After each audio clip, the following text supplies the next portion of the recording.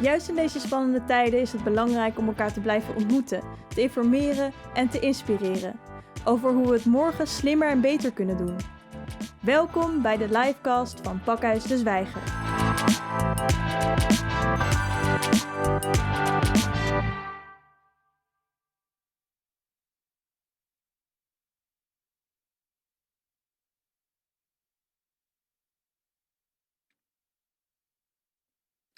Good evening and a very warm welcome to you all from Pakhuis de Zwijger. An empty room this time, something that I'm not used to at all. My name is Jeroen van Erp and I will be your moderator for tonight. Last week we started with a live cast from Pakhuis de Zwijger in order to keep on bringing you programs with themes that are still relevant for the city. And today is no exception. It's Monday, it's the beginning of the new week and the beginning of a new series, We Make the City Reset. Because in the past 3 weeks we've adapted quite quickly to the new normal of social distancing, and the cities have been changed radically. You've probably seen the pictures on social media of empty city centers or of deserted streets. And the coronavirus wreaks havoc to our systems and behaviors. But instead of seeing it as a temporary break of our normal lives, is it possible to see this as a time for a reset? A way to fix our dysfunctional systems. In this new series, we will give a thinker each episode room to develop their dreams, to project their dreams on the future, and to give their insights into our daily new life. And in their vision of the future, it's very important to have the creative industry as a prominent place in society. Because there is a future necessary where the creative industry is the most obvious sector to develop transformational ideas for the future. Like I said, this program that will air each week on Monday, and it will be interactive. That means that if you join us through Zoom, you can leave comments in the comment section below. And those comments will appear here on my screen, and you can may have a conversation and ask questions to our prominent guests of the night. So let's have a try. We will talk about the future of cities. But in the near future, what are your feelings at the moment? Are you hopeful? Are you worried? Are you anxious or something completely different? If you leave your comment in the Q&A section, we will read them here. So let's see if it works. Always exciting, interactive.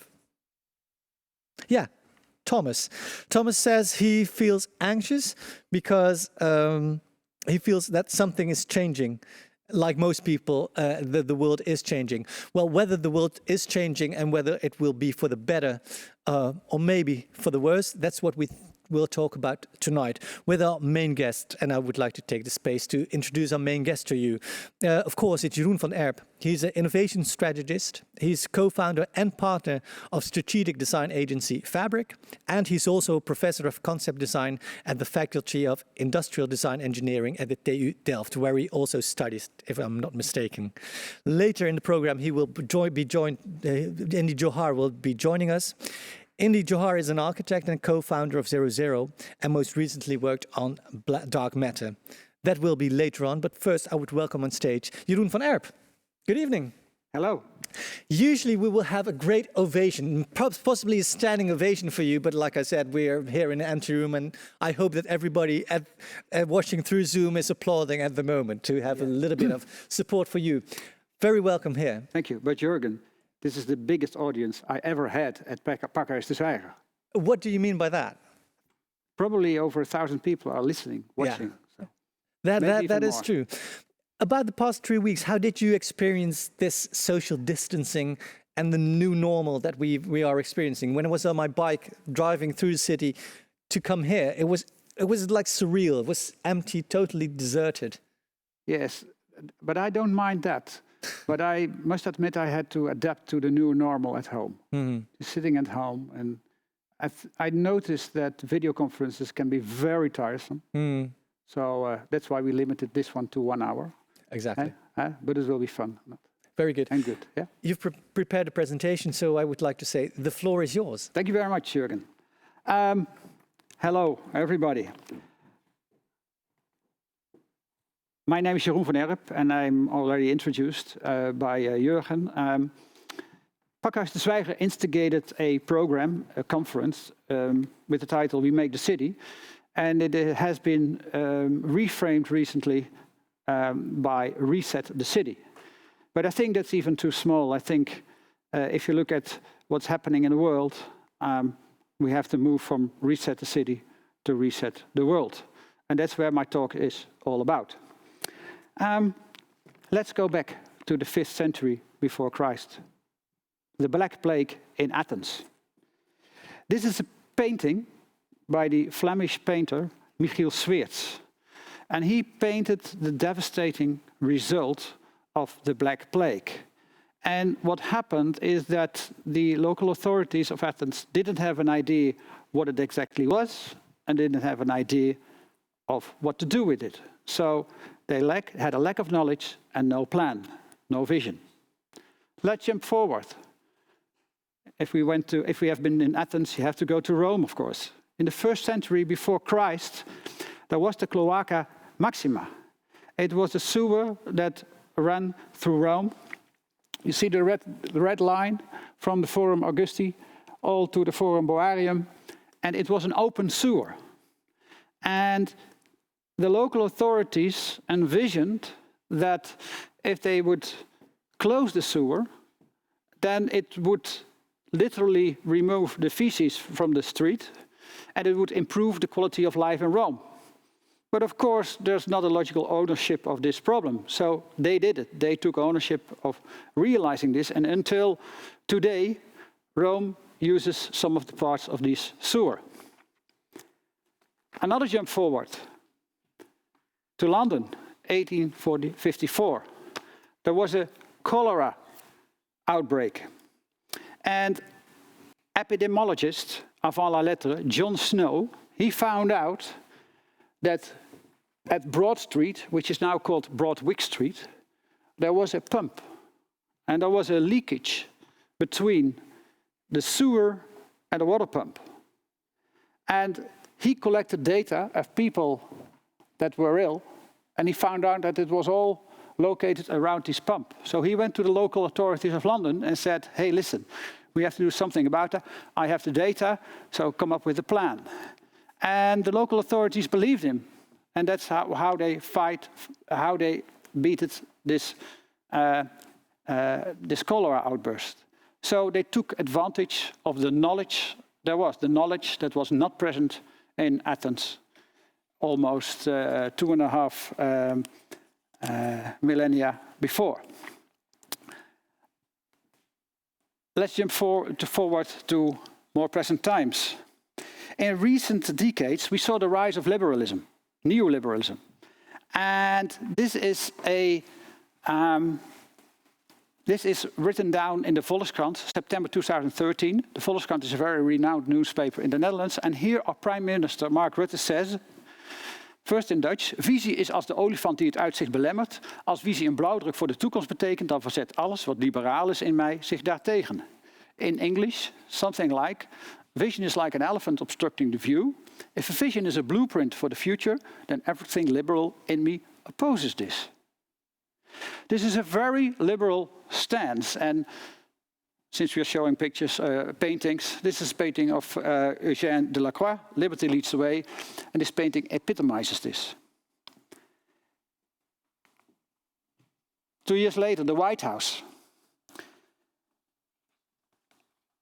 Like in the Netherlands, many ICT programs, ICT projects in the US failed. All the work was outsourced and led to a lot of frustration.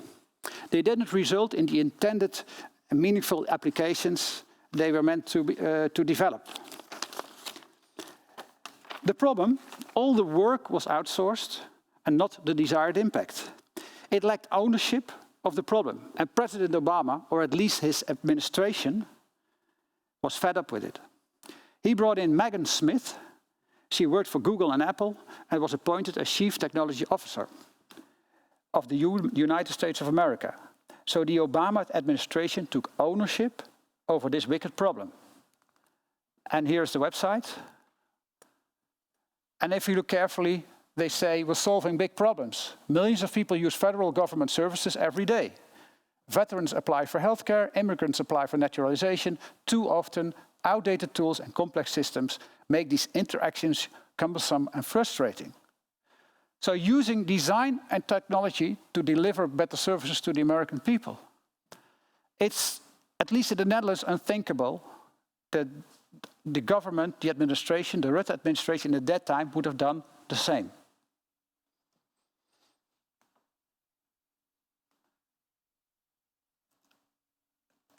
The USDS deals with wicked problems, but we have bigger wicked problems, such as the Sustainable Development Goals of the United States. And they will not be gone after the corona crisis. So what do we have to do? We have to tackle them and we have to deal with them. A jump forward, March 2020, and this is the clicker. Yes, the clicker. This is the 13th of March. And like in 2001, the day after 9/11, and like in 2008, the day after the financial crisis on Wall Street, I kept the newspapers of that time. And on the 13th of March, I thought, I have to keep these ones, because this is history. And I think we're in fascinating time at this moment. And let's analyze exactly what's happening. Let's analyze what is happening with our governments and with the way we rule the world at this moment. First, governments are taking control, which is not that obvious. As you see what our Prime Minister Rutte said in 2013, and the unusual move of the Obama administration, it's not that obvious. Governments are taking control. Some of them reluctantly, but hey, at the end they're doing this. What is also interesting is we're dealing with wicked problems and they ask for a systemic approach. So they embrace a systemic approach. Everybody collaborates. Very unusual. It's a humanity-centered approach. So it's not an economical-centered approach or whatever. It's a humanity-centered approach. Rather unusual in recent decades. And very unusual is that they focus on long-term benefits. It's unusual for politicians because they have a horizon of almost 4 years. And that means the next elections. Focusing on long-term benefits. Let's embrace this. And what I really love is that decisions are underpinned by research and insights. It's like science is taken seriously these days, which is, of course, great. And what I think is very special is there are no guarantees. Politicians tend to overpromise. Politicians tend to make things bigger than they can realize. And I love the fact that a lot of uncertainties are laid down on the table, very open. They are well communicated, and we have to embrace these uncertainties, and we do. And it's not hidden, and I really love that. Another interesting thing is we are willing to accept painful choices. If you hear politicians talk before the elections, it is as if they don't dare to express that they have to make painful choices later on. Here we are. We accept painful choices. We are able to accept painful choices. And it seems that for a moment that we operate from a common set of values, that we are united. Hey, apparently it is possible. And what I also like is that the authorities are taking care of what I call a base camp, I'll get back later to that, from which to fight the challenges. So, some bycatch, really a nice bycatch, is the fact that political noise decreases. And let's enjoy it while it lasts. Am I advocating a centrally planned system? I don't think so, but for the moment, it is the right way to approach and to the problems we have and to tackle these. But after Corona, there is a chance. We have to find a new balance. In many ways, there will be cascading effects and so on. I think there's an opportunity to rebalance and rethink what we're doing and to benefit from it. It's not about only radical changes. No, let's push some of the sliders and see if we can find this new balance. This is one of my favorite books recently, from Mariana Mazzucato, The Value of Everything. And she tweeted last week, this tweet: "Now that we understand how we are only as healthy as our neighbors is, locally, nationally and globally, let's make sure that fighting for strong global public health systems is as much in the spotlight as fighting climate change. Indeed, they are related." And I would everybody recommend to read her book, Making and Taking in the Global Economy, The Value of Everything. So from now on, let's take care of three things. Ownership. As I expressed it before, I think when you take ownership of a problem, ownership is one of the most impactful driving forces of change. And it's highly underestimated these days, and especially when it is change on a system level. In October, last October, this was the cover of the Monocle magazine with a simple illustration, but I love the copy: who owns the weather? And the weather is not owned by everybody. By anybody. It's everybody's problem or challenge. What I would like to propose, let's see where I am.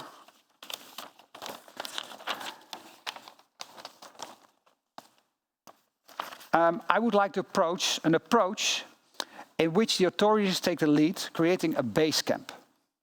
As a member of the top team creative industries 6 years ago, and I'm still the chair of the Dutch Creative Council, I had a chat with the Director General from the Ministry of Economic Affairs. He said to me, "Jeroen, you should tell your sector and all the designers that they have to focus more on the grand challenges." I refused, much to his annoyance. I said, the grand challenges have no phone number and no budget. And I strongly believe that government should take more responsibility in helping solutions to go through an incubation phase. And I hope they will listen to this. Of course, this base camp approach has to resonate with number 2, new horizons. Strong visions and strong and underpinned ideas create belief. So creative industries would love to play a role in this. And what we should not forget is that we are extremely proud in the Netherlands of a lot of the waterworks we did. And this is Cornelis Lely. He was the engineer and designer from our so-called afsluitdijk, a big dike that gave us the opportunity to create more land. But he was also a politician. So he came up with the new ideas, the new horizons, and the radical innovations we still benefit from today. But he also was the one who could take ownership. That's why we have them. So science and creativity are maybe the tools on a high level to deal with this. Science, why science? Let's see what's happening today. We need science to develop knowledge, insights, tools, methods, models, and deal with data. I mean, it's obvious that we strongly benefit from this today. Creative industries, designers. We need designers to shift paradigms, to imagine new futures, and especially to bridge the gap between conflicting concerns and interests. Wicked problems have many stakeholders with many conflicting concerns and interests. Designers are able to bridge this gap. So, dear politicians, dear local authorities, dear national governments, and dear global leaders, these are sad and confusing times. but you're showing an unexpected, agile attitude, which is really great. And also Mark Rutte is doing this. And it seems that we as people are collectively able to change our behavior, much to everybody's surprise. And I sincerely hope you embrace what the coronavirus is teaching us. Let us tackle the grand challenges with all our new insights. Please believe in the bright future of humanity. Thank you very much. Thank you so much. That was very, very interesting. Like I said, usually there would have been an ovation, but now there's only silence here. A quick question about your presentation. You said that we have to adapt and to develop a new vision where we change into a new system, so to speak. Is it possible for the Dutch as a people to adhere to a new vision? We're quite stubborn. We've seen that with the start of the intelligent lockdown. We know if we don't see like the reasoning behind it, we won't do it. To have a new vision and to have that new vision applied to the country, are people, ready to accept that? I think so. I think we have to take advantage of what's happening now. We can make a pivot now, but nevertheless, I think every strong vision or bright idea or appealing idea helps to move things. Let me give two examples. Often they are instigated by people, by individuals. We all know what Elon Musk did. He had a vision, but he's now one of the most influential car manufacturers in the world, and he does all kind of other crazy things. But also think of Boyan Slat, who was 18 years old and said, "Let's get rid of the plastic in the oceans." And he envisioned how to do this, and we all believed it. And he created awareness of that we have to deal differently with our plastic and so on. So as long as the vision is strong and well underpinned, it will move things. Yeah, you're right. And the examples that you give, those are examples that in a way benefit our lives, but we don't have to sacrifice anything to it. But as soon as it is a vision where it involves a sacrifice in our own experience, in our own life, in our own economic systems, people are not really willing to accept that, or are they? I think there is a very steep learning curve from this point of view at this moment. Let's take advantage of that. Is that another way of saying we don't have another choice? We also don't have another choice, but I don't encounter that many people who are still in a kind of obnoxious phase. Right. No, I think you're more skeptical than I am. That's me. I'm very skeptical in life. No, I'm not. We've got some questions from the audience. Klaas asks, how can we focus on long-term challenges in the current political system? What do we have to change in our political system to establish a long-term focus? We can see that politicians at the moment are very, short-term based and short-term driven. How can we change that around, and is it possible in the system that we have? Yes and no. In the preparation of this talk, we talked about this with the program director, Frederik, and I also proposed to show a movie about a new democratic system, a new approach for democracy. So I wasn't expecting this question popping up, but that's. Please have a look at the TED talk from Nienke Tromp, redesigning democracy, because that's one answer. But the other answer is that we should talk to the politicians, and we should not award them for short-term overpromising. Yeah, because if you can see, like there has been a change in political leadership. At least if you look at Mark Rutte, the way he presents himself and the way he leads the country at the moment is radically different than what we're used to, or not? Yeah, but it was the good thing is it was already going on a little bit. I mean, the decisions the government made about agriculture and how do you call it, stickstoff, nutrition. It was all. These were already painful choices they had to make for the greater good. So I think this last leap was not a real difficult one to make, but it is surprising if you look back at 2013 and what he said in the Volkskrant. Yeah, exactly. You can have a seat anyways, and then I'll look if there's another question. Yes, there is another question from Miriam. Do you see leadership at the European Union at EU level? Oh, you're very doubtful about that, I can see. I wish there was, but I don't see it, I think. Is it necessary? Should new political leadership develop on that level? Can we do it? You know, it's a global crisis we're dealing with at the moment. We're heading to a global recession. We have to deal with that globally. You saw the reaction that the minister, Wopke had when it was about supporting Italy. If everybody looks at their own individual system and focuses on their own political gain within their own country. Things won't get better soon, will it? No. I think also before the corona crisis, there was not a very good balance between the countries and what's happening in Europe. So maybe it's also time to find a new balance in this.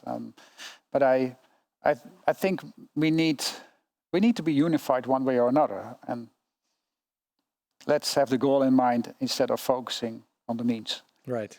Let's have the goal in mind. That's the other way around. It's usually it's about the route to the solution instead of the solution itself. Or is that a very Buddhist thing to say at the moment? I think so. There's another question from Gemma. Could you talk about ownership of the problem? How could we model grassroots democratized ownership of the problem? Is there? I was expecting this question, and I in my notes I had a remark about it, but I forgot it. I think grassroots developments are still very relevant, but I think they would become even more relevant if they can resonate with a strong vision about how to develop a system. I think it's not about one perspective, only a top-down perspective. I think top-down and bottom-up should work together and benefit from each other. Yeah, but what I now see in, for instance, the Amsterdam Smart City movement, there are a lot of grassroots movements, but they are not attached to a higher vision, which is quite annoying. Yeah, is it possible? Because I had to moderate a program a couple of weeks ago where there was a group of activists who talked about a couple of environmental issues. Yeah. And the local person from the Amsterdam government said, it's very interesting what you say, only the solution isn't based in reality. We have to deal with rules and regulations. And as soon as you don't adhere to those rules, you're not dealing in a realistic way to solve the problems. What do you think about that? Yeah, I think there are two sides to it. I think if you propose a solution, you should take into account what the rules and regulations are. Mm-hmm. And if you don't agree with them, come up with a new solution. I think what a lot of grassroots developments lack is an integrative approach. Mm-hmm. So taking into account all the aspects and then come to a solution. If somebody from the local authorities can ask this question, mm-hmm. you didn't think of it well enough. Right. Let's go to our next guest. Our next guest is Indy Johar. He's an architect and co-founder of 00, and most recently worked on dark matter. He focused on radical redesign of the bureaucratic and institutional infrastructure of cities, regions, and towns for a more democratic distributed transition. A warm welcome to you, Indy. Thank you for joining us. You're based in London. You're in London at the moment. Can you tell us how life over there is? Well, we're in lockdown, so it's part of the fun. that we're in. Life is intriguing. I think we have to just recognize that we've moved into a whole new reality. And I think maybe to frame this, and I really appreciate the talk that was given, because I am optimistic. However, I do recognize that there is a journey that we're going to go through. If you look at the scale of unemployment that we're about to see, and we're seeing, certainly in the US, 10 million people made unemployed in 2 weeks, you start to see that we're in the middle of a global recession. Now, yes, and we can talk about how this can help us transition. However, we also recognize that, already countries around the world are starting to see there will be strategic food shortages next year as a result of COVID this year. And we also know that COVID-19 is not likely to just disappear. It's going to require management for at least 18 months. So I think we're in the middle of a very, very deep structural effect that will affect the psychology of us as much as it will affect the economy of us, as well as it will affect our collective psyche. So I think London is fine, but I think we're only at the beginning. We're not even at the end of the beginning right now. Is it going to last for a long time, or is this only, temporary for the 2 or 3 years, and then we'll, be able to live the life that we knew, or is that life never coming back? I would say if it lasts 2 years, that life's never coming back. I mean, every airline industry is pretty much bankrupt, as far as we know. That would imply the airports. That would imply restaurants, hotels. We're in the middle of seeing almost an extinction level event of the historic economy. And some of it that can be socialized, some of that can be put on government balance sheets, and governments are trying to do that. The reality is, though, some of this is going to just transition us, positively as well as, in some challenging formats. We've suddenly moved from, consultants in the UK not being able to do any video consultations to now many of them doing video consultations. To schools moving online. Dubai moved all its school online in 2 weeks. So we're going to see, and I'm not saying all of that's good, by the way. I think some of that's good, some of that could be very powerful.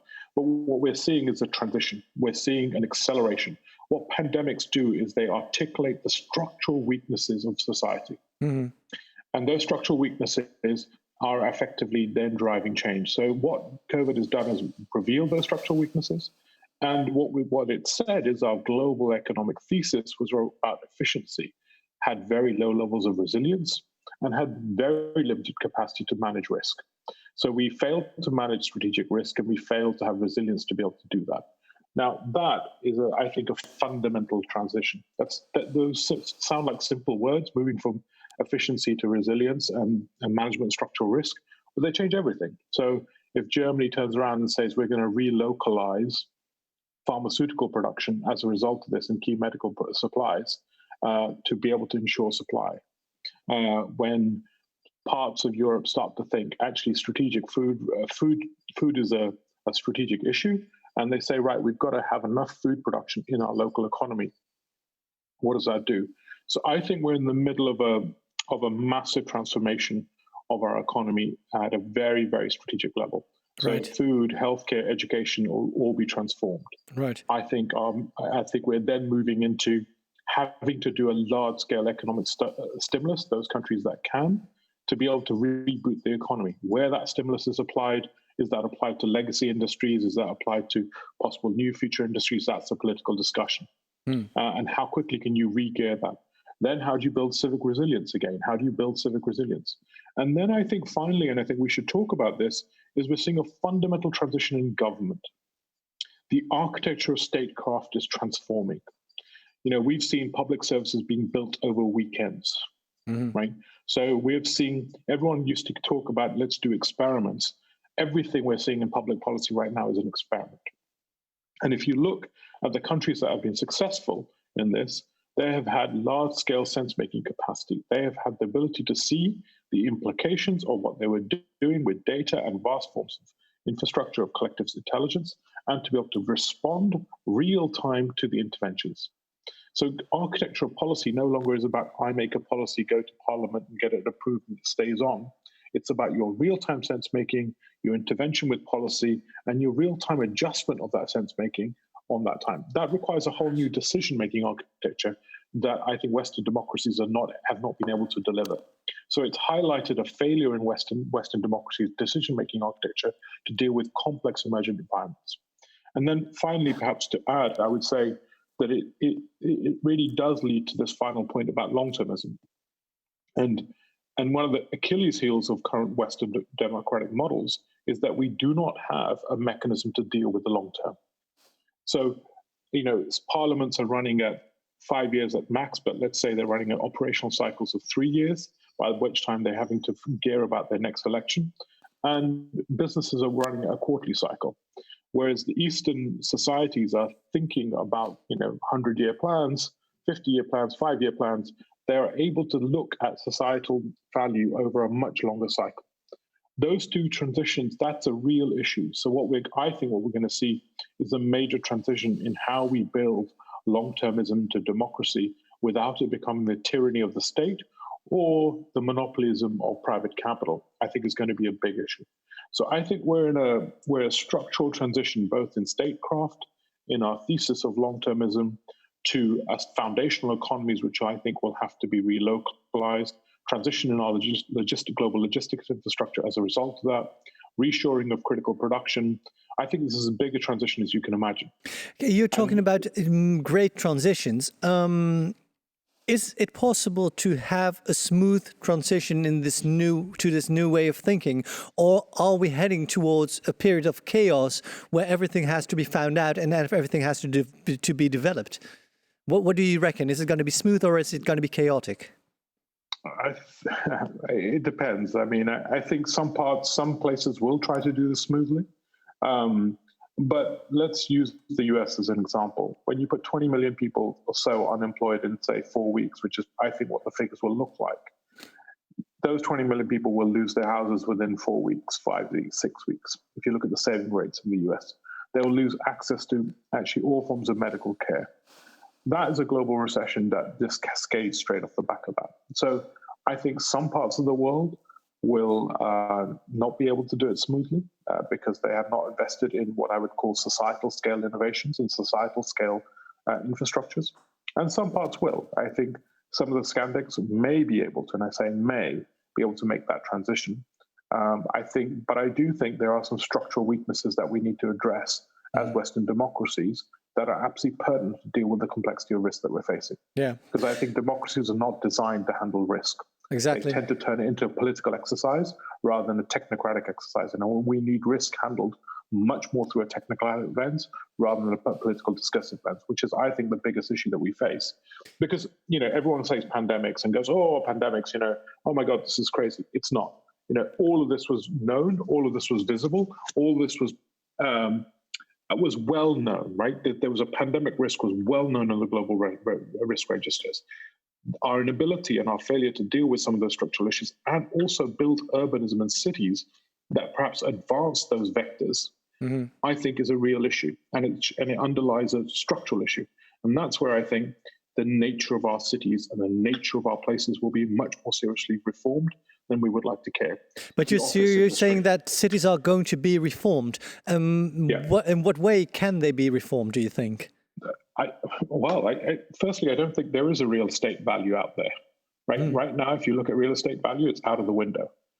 Now, if this crisis goes on for 18 months, what price does an office block have?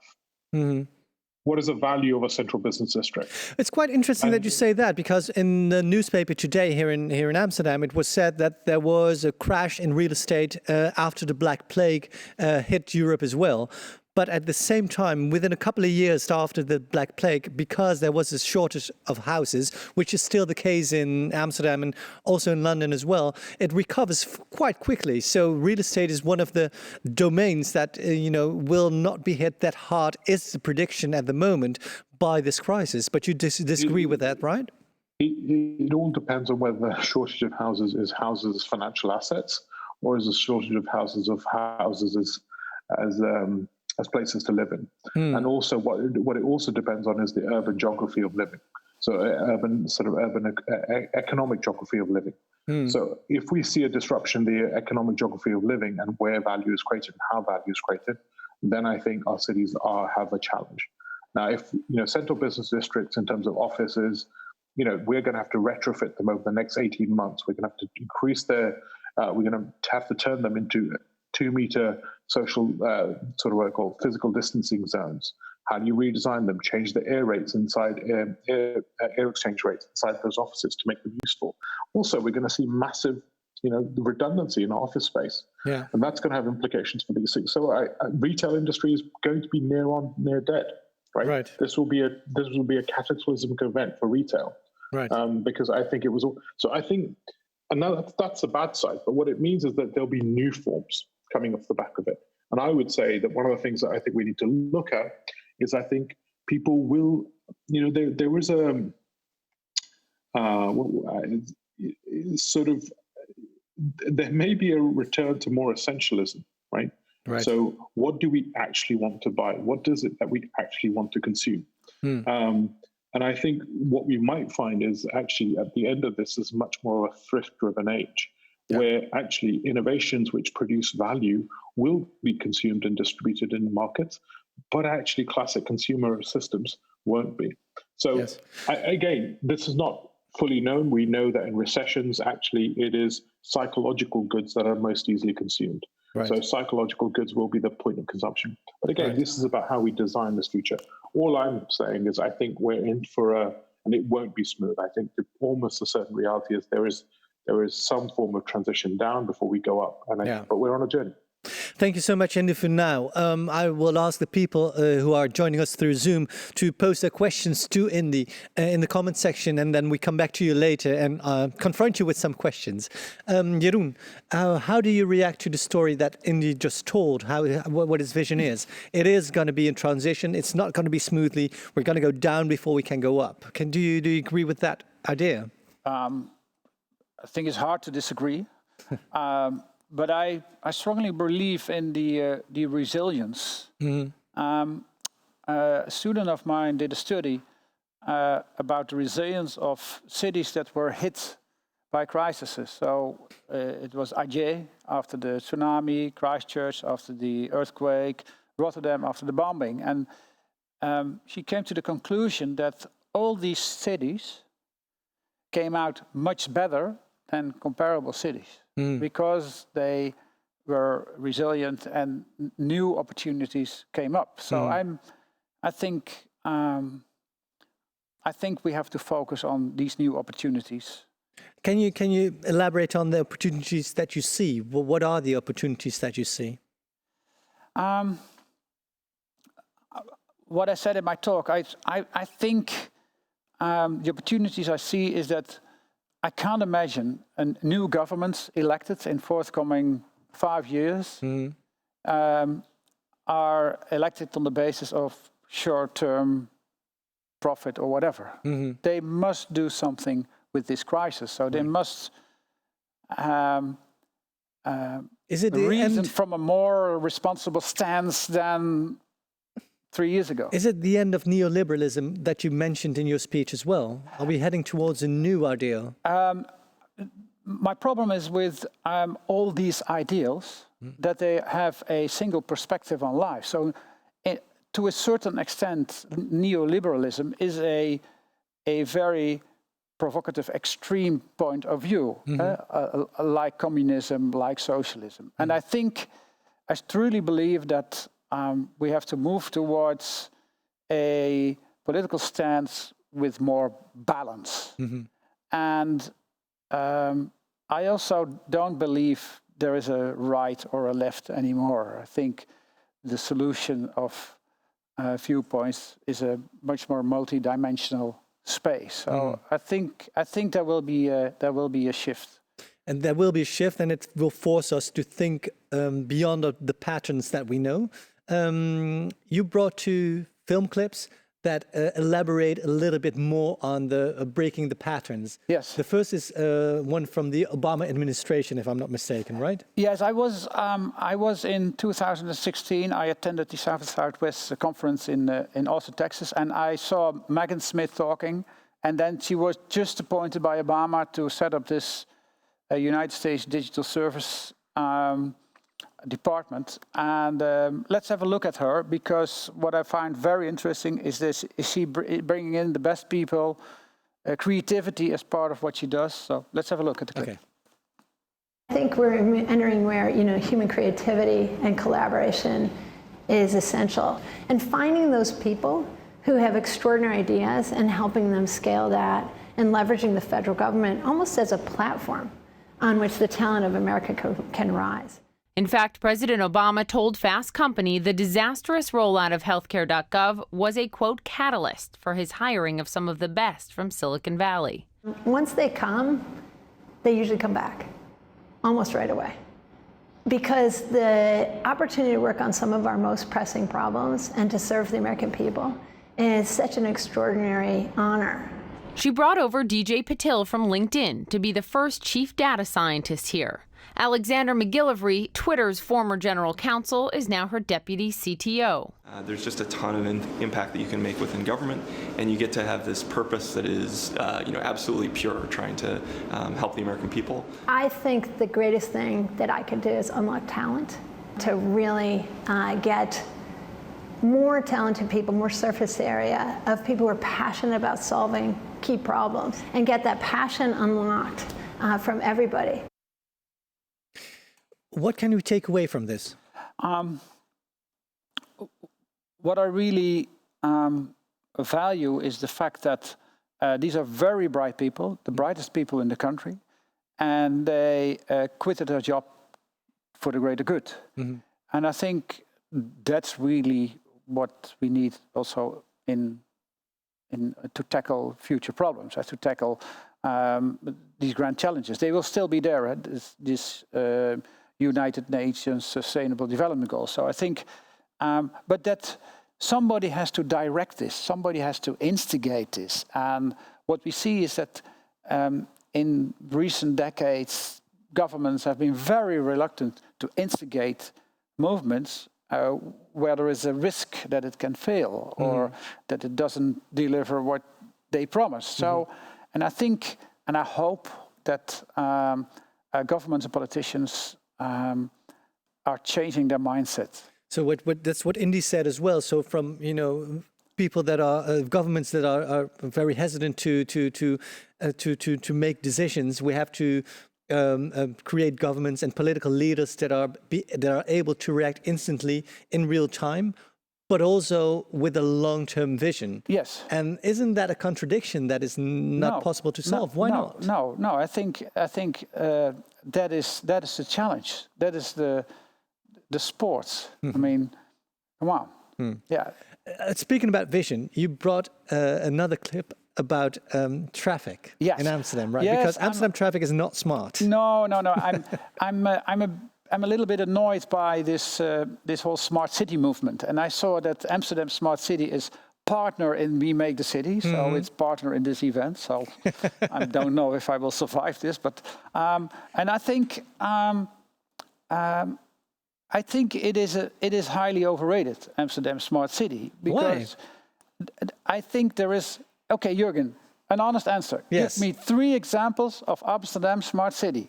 Well, I've looked it up. I've got them over here, but unfortunately we don't have time for that. So we have to... To be honest, there is not one traffic light really smart in Amsterdam. Yeah. That's the bare minimum. Come on. And that has everything to do is that it's not high on the agenda of politicians to really come up with a vision. But let's have a little clip what they could do. Let's watch. Smart traffic. More and more people are living and working in the city. This causes roads to get busier, especially during rush hour. And here you are, in the middle of it, waiting for the next traffic light to turn green. Badly adjusted traffic lights can lead to congestions, causing traffic jams and air pollution. For a pleasant urban living environment, good traffic flow is crucial. This is why we created Smart Traffic. Current traffic lights can only detect traffic once it is waiting in front of the intersection. But Smart Traffic uses multiple data sources to detect incoming traffic. Through these sources, we can predict who's arriving, when and where. The lights can turn green in a smarter way, at a smarter time, enhancing the traffic flow. all intersections communicate with each other. This way, bottlenecks can be detected and solved faster.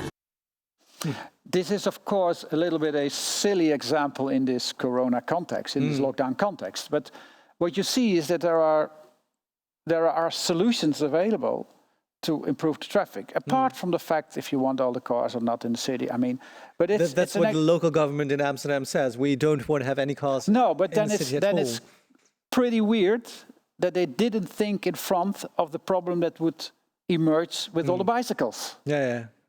Yeah. What do you mean by that? That they banned the car out of the city, and suddenly everybody arrives with the bicycle, and there is no place to park the bicycle, you know, and you get a ticket, or your bicycle is removed. And here again, it's about vision. It's about vision. It's about looking through. ahead and adapting to what's happening. Yeah, and this is a time of transition where we hope that people with vision on the long term in every domain should take their place. The creative industry, what role can... With aspiration, what do you mean with aspiration? Not only the traffic lights, also improving the air in the city on a higher level. How can we make a connection with the creative industry in order to come up with those new solutions? I come back to my basecamp approach. I truly believe that on a system level, I think the ownership or to instigate some kind of movement should it's a responsibility for the government, for local authorities, or for national government. And I truly believe is that you should, in these base camps around a certain topic, should incubate solutions on a system level. And I think if they have grown to a certain level of maturity, maybe their business models can attach to it, and so on and so on. So, but you have to incubate them. You have to incubate them, involve them from a very early age. We're moving into the final stage of our program, and I would like to give the audience the opportunity to pose some questions. There is some questions. A question from Michiel, for example. That's for Indy. Indy, you spoke about the need for building civic resilience. Can you tell us, please, how city makers and city groups can actively contribute to find future designs for such civic resilience, especially in cities and locally? Yeah, I think it works at multiple levels. I mean, there's a system level stuff which I talked about, which is food and other things, but the civic resilience is actually building the capacity for citizens in social capital. We know that if you looked at the heat wave in Chicago that happened, the big differentiator between who was affected most and died most, the class was not rich or poor. It was actually about who had highest levels of social capital. So bridging social capital is absolutely fundamental in emergency situations and in an age of long shocks. If we make an assumption that the next 10 years is going to involve a series of systemic shocks, then we have to seriously and structurally build that capacity and that civic resilience. So that's also at the participatory level, but also it's about the distribution of wealth, right? So we need to build the individual capacity to become self-reliant over a period of time. So this is about inclusive growth, but also bridging social capital, working together. And only if we can do that can we build the structural resilience that's required to deal with a new age for long emergencies. Because I think we're moving into an age where there'll be multiple systemic shocks on our society, and we have to build a decentralized capacity to deal with it. Right. And those alliances that you talk about, are they already there, or do we need to structure them in a new way in order to forge those new alliances? I think there's new infrastructure required to support them. I think there's new capacity required to support them. I think we have to build the institutional capacity to do it. But I think most of that stuff is not rocket science. It's just been underinvested in our cities, and I think that's going to require, retriggering and reinvesting in those environments. So building that bridging social capital is going to be a vital component of that future. Great. There's another question for you as well. How does your view, Indy, on structural transitions relate to the change in collective values? How they have to go hand in hand? How to go about that? About like the human environmental values, for example? I mean, yeah, so I think I have two feelings towards that. One is just how remarkably quick our values shift, actually. So, I mean, Spain is looking to do a universal basic income. If you'd whispered those words, I don't know, 2 months ago, you would have been laughed out of the house. So the reality is that actually values shift and our perceptions shift very quickly. I think we're starting to realize some of that. So I think we tend to focus a lot on values. I actually think some of the structure, just becoming conscious of our shared societal risks, will make us aware and able to deal with some of these issues. And I think our problem has been is we've ignored these societal risks. Mm-hmm. And those societal risks mean that actually if I am hurt, somebody else will be hurt along with me. So it is not an individual issue. These are collective issues. And there's a layer of innovation which has been undermined, which is societal scale innovation. And we focus entirely on individual consumer-based innovation and product-based innovation. But actually our capacity to think at societal scale has been deeply compromised, and we don't have the institutions to do it, I would argue.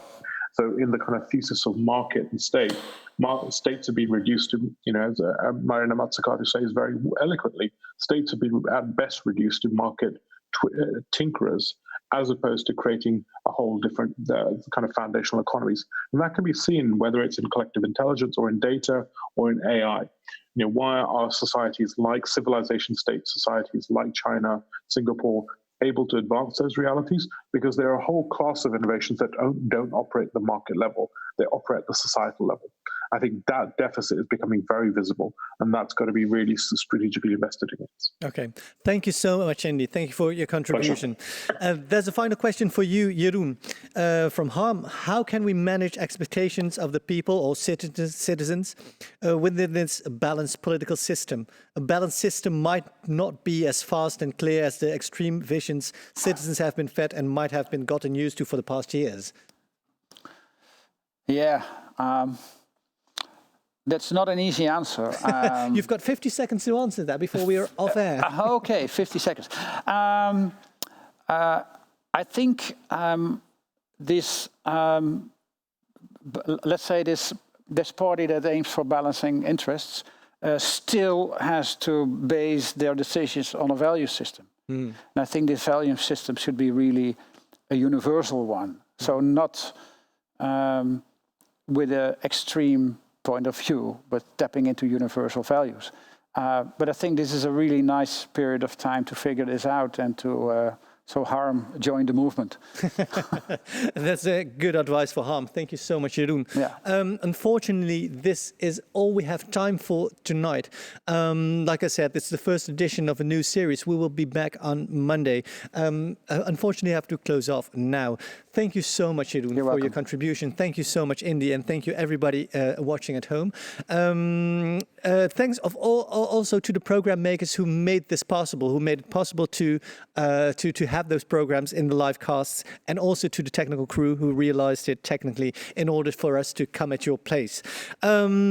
We will be broadcasting every night from 8:30 onwards until 9:30. Please check our website if you would like to know what the program is. Next week, there's another edition of We Make the City Reset, and our guests will be Farid Tabarki and Saskia Sasse. If you would like to make a financial contribution to Pakhuis Het Zwijgen in these challenging times, please go to the website. If you go to www.dezwijger.nl/pay, you can make a financial contribution and it will directly benefit the programs. This is all we have time for. Thanks again for our guest. I hope to see you next week. Thank you and bye-bye.